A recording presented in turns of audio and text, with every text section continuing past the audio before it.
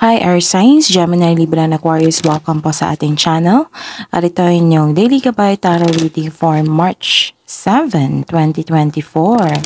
Please be reminded that this is general reading po, so maaari kayo makarelate o hindi. Just take what resonates. Gamitin ang reading na ito bilang gabay lamang. Balik po kayo dito bukas para sa ating Daily Gabay Tarot Reading. Please like, subscribe, and click bell button for notification para updated po kayo sa daily tarot reading natin. Para po sa gusto magpa-reading, maaari nyo pong makuha ang link. Nasa description box po ito. Message nyo lang po ako sa messenger. Maraming salamat po. Spirits Guide, ano po ang ganap sa araw na ito ngayong March 7, 2024?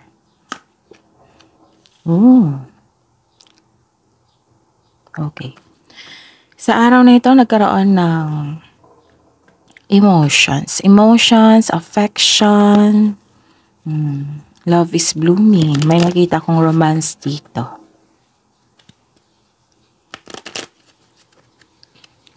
Ano pa po ang ganap sa araw na ito ngayong March 7, 2024 para po kay Gemini, Libra, and Aquarius? Okay, this is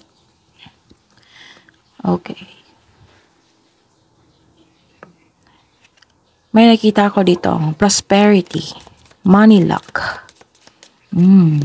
This is happiness. Kasi nagkaroon ng prosperity.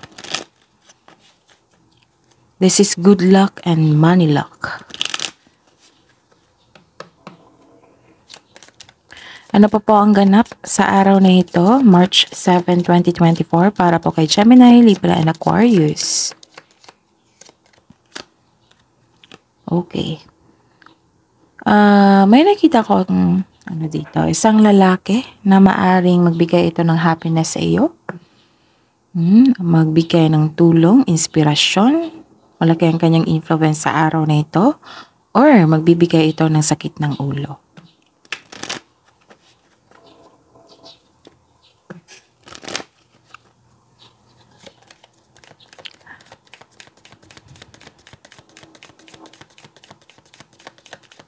Ano po ang mensahe para po kay Gemini, Libra, and Aquarius ngayong araw na ito, March 7, 2024? Okay, sabi po ng card dito na, don't be afraid to fly solo, self-reliance.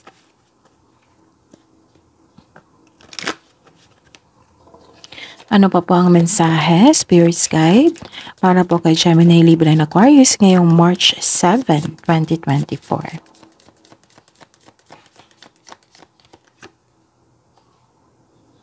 Okay, sensuality. Express your sensuality.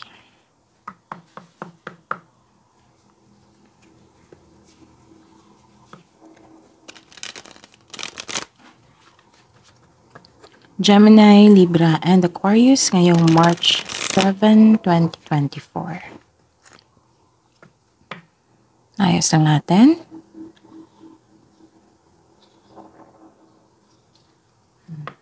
I think okay na. Ano po ang energy ni Gemini, Libra, and Aquarius ngayong araw na ito, March 7, 2024? Spirits Guide.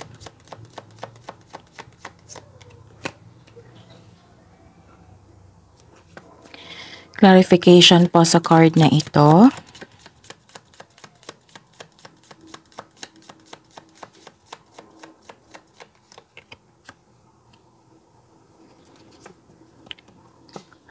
Career and money ni Gemini, Libra, and Aquarius ngayong March 7, 2024.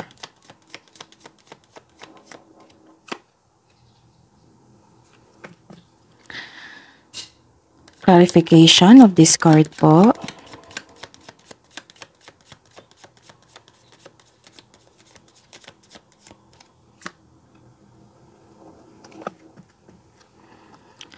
Love and romance, self-love, partnership, and romance ni Gemini, Libra, and Aquarius ngayong March 7, 2024.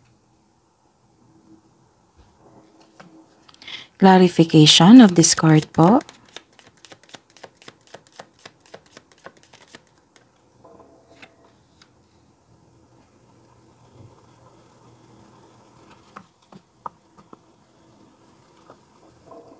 By the way, Gemini, Libra, and Aquarius, please visit our channel po. Scroll down nyo lang po. Andun po yung separated video ni Gemini, Libra, and Aquarius. May bago po tayong upload.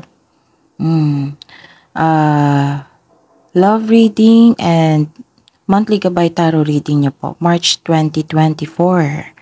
So, check nyo po sa channel natin. Scroll down nyo lang po. Andun po yung video nyo po. Maraming salamat.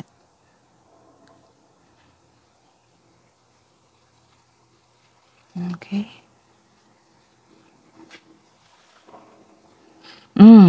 Sa araw na ito, ngayong March 7, 2024, para po kay Gemini, Libra, and Aquarius.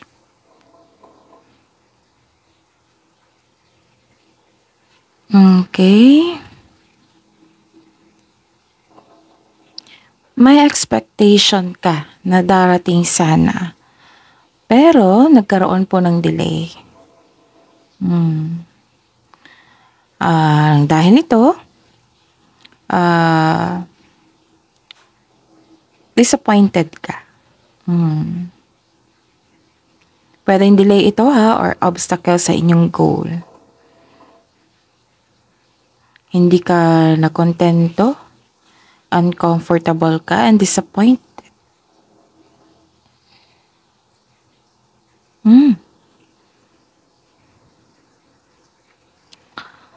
May nakita ko ditong disconnection sa inyong partner, kaibigan ba, or family member.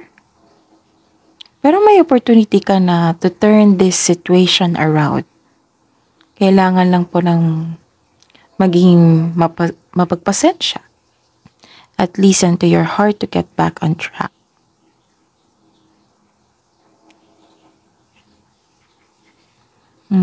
Baka may tutol sa inyo. Basta po na may nakita kong disconnection dito. Baka nagtampo kayo or nagtampo yung tao. But actually, may nakita naman ako dito na magiging okay din ang lahat.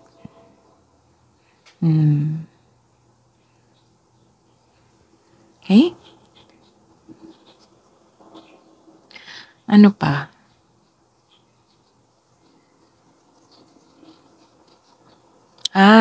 Kakasabi ko lang eh.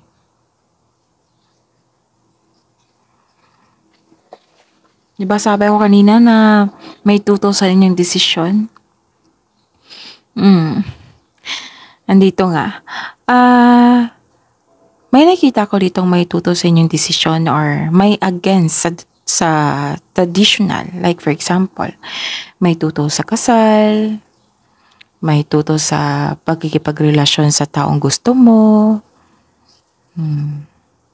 may tutol sa like for example, gusto mo mag-take ng board exam pero may tutol.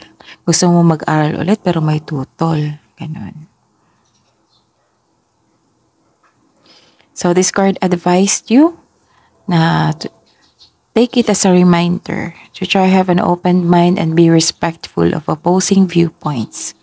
So huwag niyo na lang po na huwag na lang kayo mag-respond sa kanya in negative way.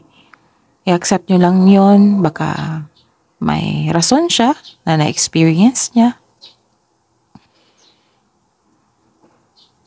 Pero hindi ibig sabihin na maniwala kayo sa kanya. Siyempre, nasa desisyon yan. Nasa desisyon nyo yun.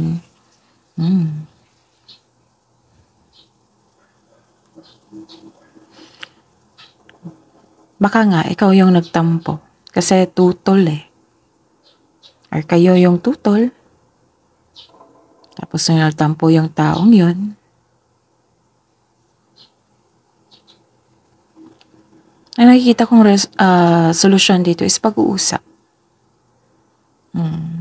Yung pag-uusap na hindi sa dinadaan sa pagiging strong. Yung may lambing. Ipaunawa mo sa kanya na bakit ka tutol. Na sana din yung tao, kung siya yung tutol, ipaunawa niya sa iyo. Pero kung ikaw yung nakakaintindi, intindihin mo na lang. Tapos go sa inyong plano. Kung pwede. Ang sabi po dito na, kaya pala may sabi dito na, don't be afraid to fly solo. Ayun. Kung saan ka masaya, doon tayo.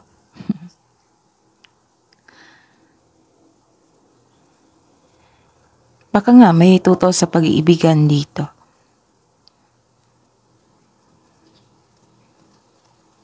Okay? Ano pa?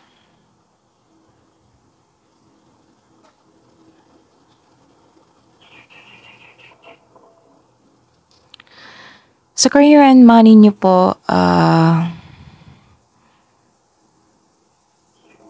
may concern kayo sa isang tao na arrogante. Tapos, may nakita kong bossy dito na gusto niyang makuha lahat ang gusto niya. Maaring may concern kayo sa kanya. Or nagdemand ang iyong boss or amo na gusto niyang makuha or masunod ang kanyang gusto.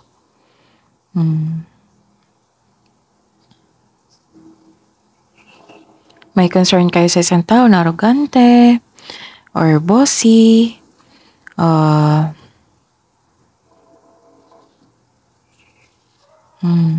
May nakita ko dito na may ganap po na hindi kayo satisfied sa completion ng project nyo. Yes, may completion po.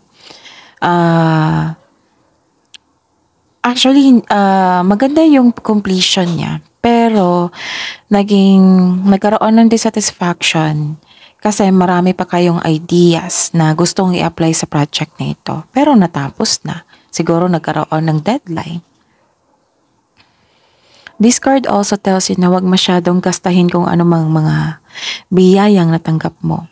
Kung i-consider mo ang mga biyayang natanggap, celebrate it by expressing gratitude and generosity.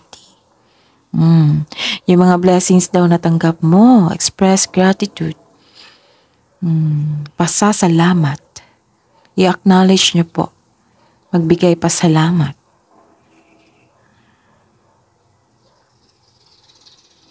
Okay?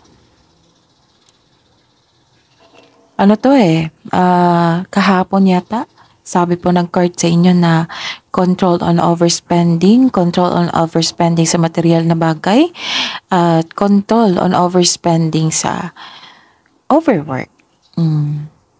Masyadong tutok sa trabaho, sa kaperahan na wala na kayong time sa inyong sarili.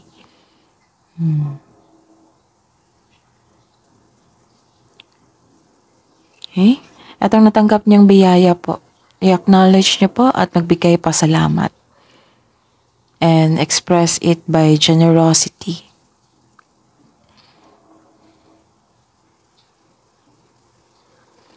Okay.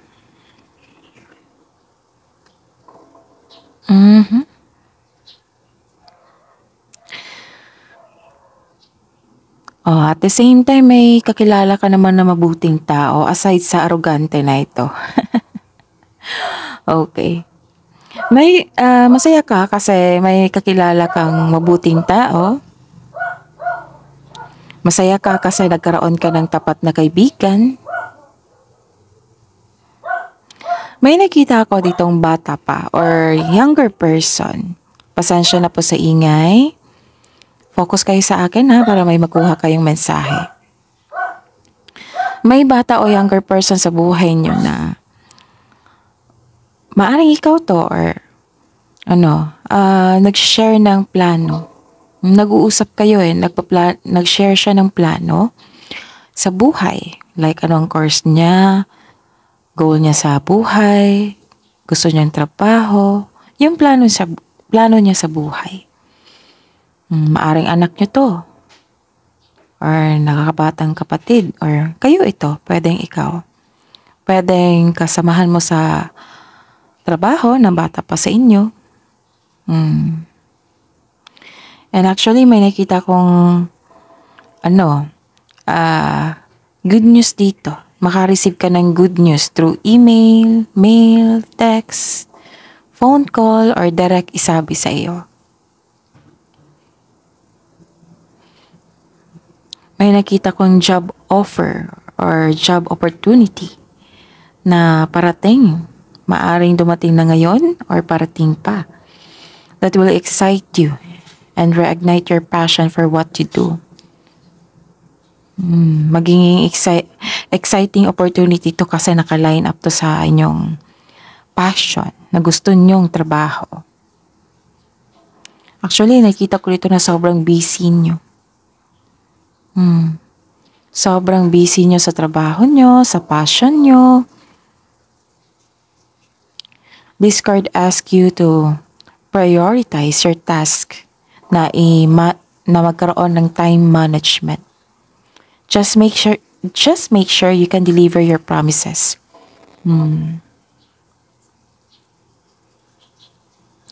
So, okay. So, nagkaroon ng balanse, may mayabang, may mabuting tao. Okay? So, busy kayo ngayon.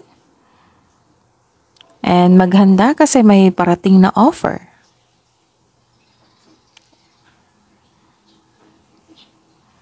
Okay. And sa love life, self-love, partnership, and romance.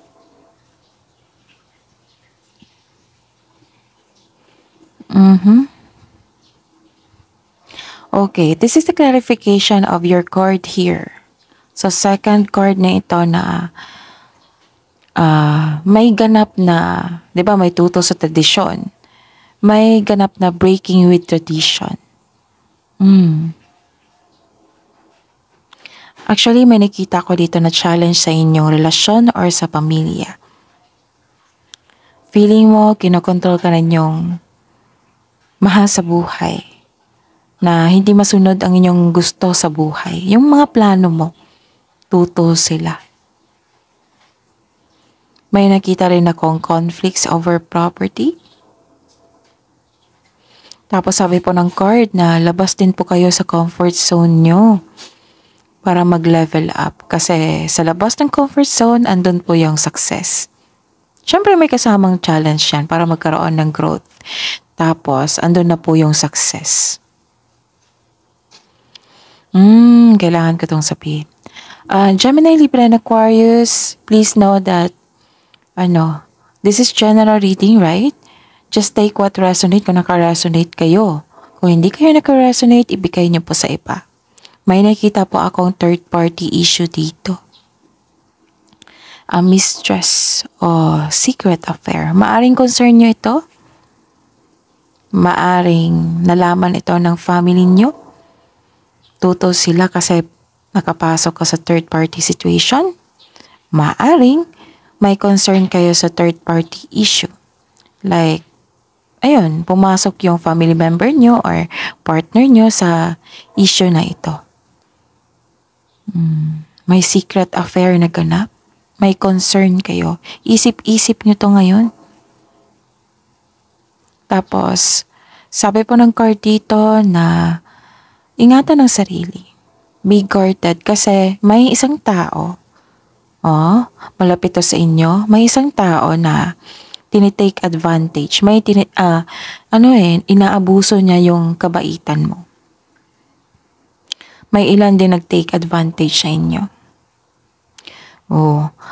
Mag-ingat po kayo sa manloloko, mapanlinlang, tapos magnanakaw. Kung may offer sa inyo itong bagong tao na ito, so kailangan mag-ingat kayo kasi may nakita kong loss dito. Pwedeng mawala ang inyong pera,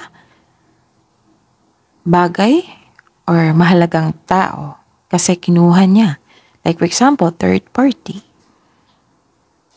Okay? May tutol dito sa tradisyon. And may nag-break sa tradition. Maaring isip-isip nyo ito, mayroon kayong concern dyan sa bahay nyo or pumasok ka sa ganitong sitwasyon. Sa buhay pag-ibig. Kaya pala may love is blooming dito. Romance, may ganap na romance.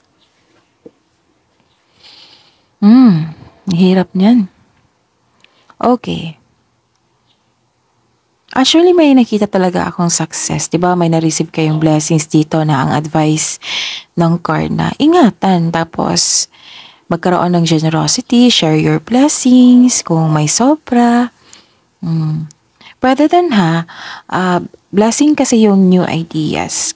Yung new ideas, shinare nyo sa kasamahan nyo. Yan. Pwede din yan. Sharing of blessings. Okay. May nakita kong success dito and enjoyment.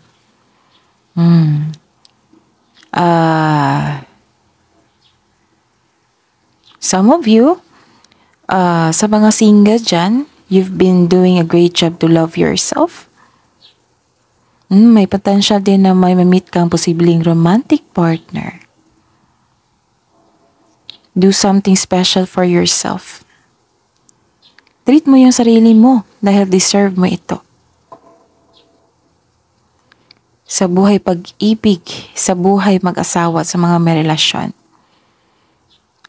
May kasiyahan po na ganap kasi may success. Lahat ng tinanim nagbo-bloom, kaya pala may good luck dito.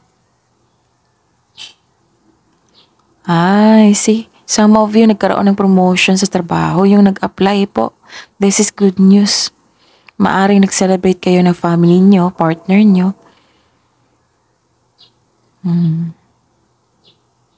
A time of enjoyment and you are feeling safe. This is very good kasi naging wais ka na sa pag-handle ng inyong finances. Hindi ka rin madamot. Nag-share ka ng blessings. Nagkaroon ng financial security. May nakita pa nga ako dito na nagde-decorate or nag-renovate ng bahay. Ilan sa inyo nagbakasyon. So, this card tells you na focus on what brings you the most peace. Yes, yan yung target natin. To have an inner peace. So, yun nga. Diba, nag-overspend kayo sa trabaho. Tapos, nakikita ko naman dito na you're taking in action. Na you're giving time to yourself and to your family. Nagkaroon ng balanse sa oras. Kasi may natapos dito So, you're giving time na sa inyong sarili at sa inyong family. And you deserve to have a rest. You deserve to have a vacation. Maaring some of you staycation sa bahay. Nag-spend time kayo sa inyong family. Okay?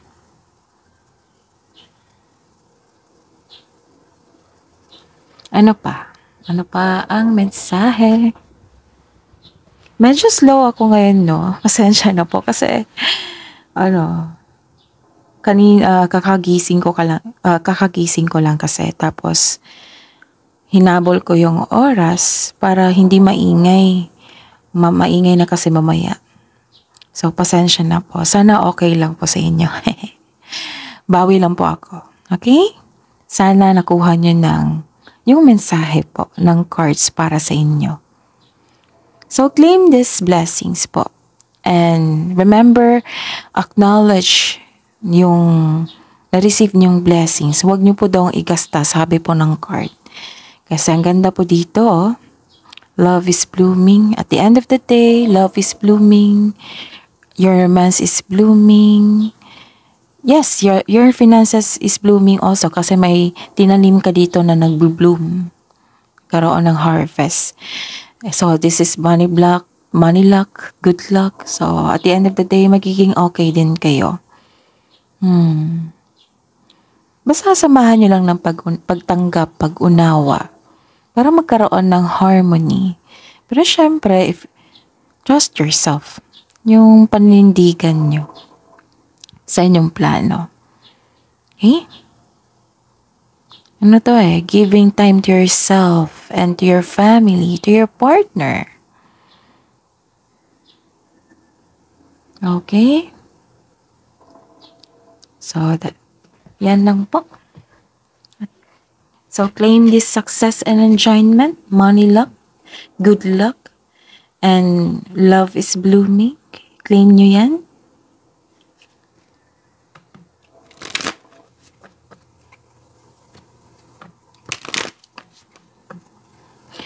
Kasi yung kahapon, may concern, kung hindi ako nagkakamali, may concern kayo sa isang tao na hindi marunong mag-handle ng money.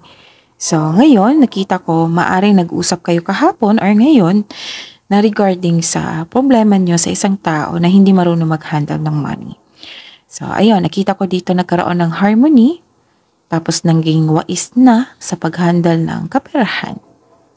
Tapos mag-ingat lang din kayo ha. Mag-ingat kayo kasi may pagnanakaw May mangyayaring pagnanakaw or manloloko. So kung may offer sa inyo sa araw na ito, alam nyo naman na uso ang scam ngayon. So huwag magpabiktima. Kailangan mas maging matalino kayo sa kanya. Okay? And ayun, kung may offer sa inyo na too good to be true, connect to your intuition kasi ito yung gagabay sa inyo. Kung sino yung totoo sa inyo or hindi totoo sa inyo. Okay?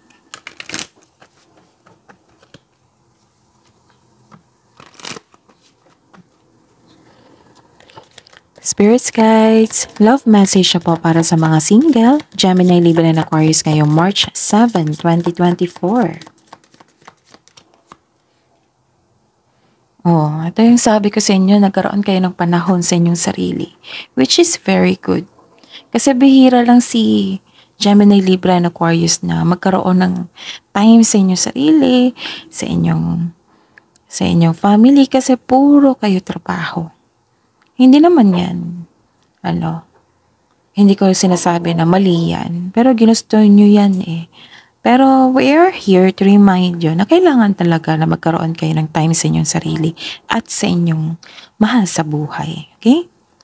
So this is very good na karoon ng beauty ritual. You're taking time to yourself. Some of you gustong-gustong mag-alaga sa sarili.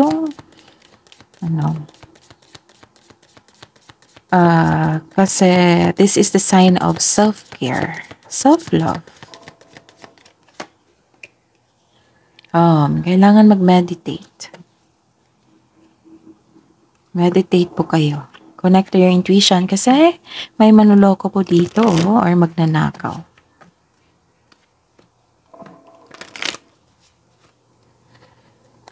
Love message. Para po sa buhay mag-asawa sa mga may relasyon na Gemini, Libra, and Aquarius ngayong March 7.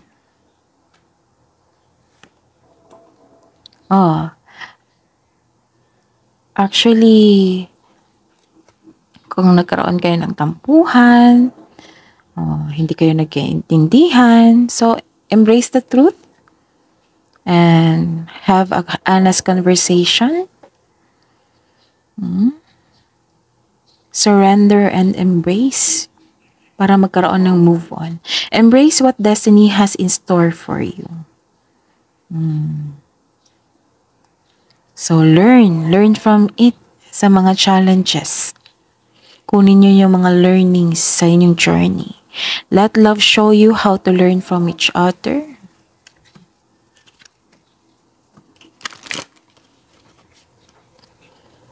Kabuang love message po para kay Gemini, Libra, and Aquarius ngayong March 7, 2024.